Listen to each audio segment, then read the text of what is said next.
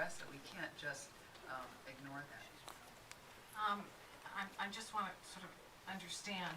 So the meeting that we're going to have this week won't be to discuss whether or not this is accurate. It's just going to be to discuss giving notice. And then in January, we will discuss if it's accurate. Yes, and because that has to be at a regularly scheduled board meeting, and at that time, we would address the demand for to cure and correct, and it's called a curing at that board meeting. And we're trying to cure this, this board of that, those statements.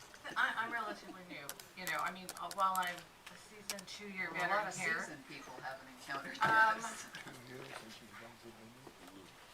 Could anybody write one of these letters and hand deliver it and say it, and then we would act on it, Yes, no matter what they say? a citizen has a right to come forward with a cure and correct demand, and that is a citizen's right to do that. And we, as a board, when we are confronted with that, must hold an open session hearing. Ms. Hanson, I think that this requires an analysis of the allegation, analysis of the cure and correct, analysis of the statute of limitations, and an analysis of whether the special meeting called is appropriate. I'm not saying you're wrong.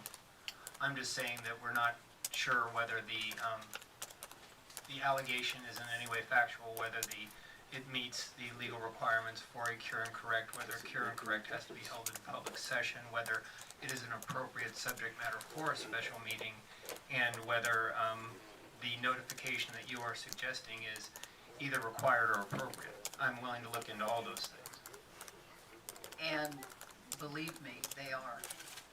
So what I'm... And we'll look into it. What I'm asking, and you can do that as general counsel, you have to be careful in your double role here, because your contract would be one of those in question. I'm happy to have somebody on the outside look into this. Right.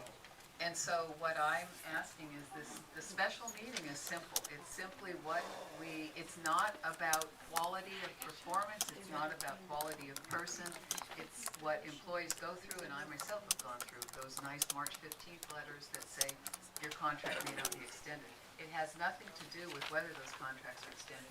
It's meeting the legal requirement that we have as a board to make sure that we're proceeding accurately and well.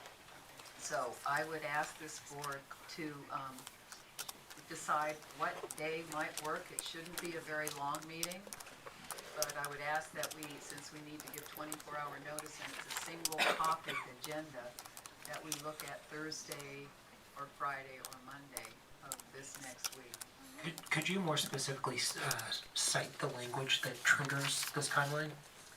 You mentioned it's within the contract. It's within the individual contracts and I'm also looking at the fact that at our next regularly scheduled board meeting, Mr. Rowlands wants to investigate, and that's fine. General counsel can investigate, and that's fine. But prior to there's a possibility of reconsidering these contracts, and that the new board actually ends up having to consider these contracts and consider the extension of these contracts. This current sitting board. That means that, not knowing what this board's opinion is, we need to make sure that we have met that deadline ahead, that we have notified staff that their contracts may not be renewed. That is not in any way, shape, or form saying those contracts will not be renewed.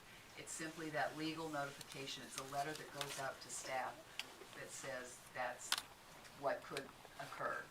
Then this board comes back together at the regularly scheduled board meeting in January, and Mr. Rowland has an opportunity to investigate and look at things, and this board then addresses those contracts and addresses that demand for a cure.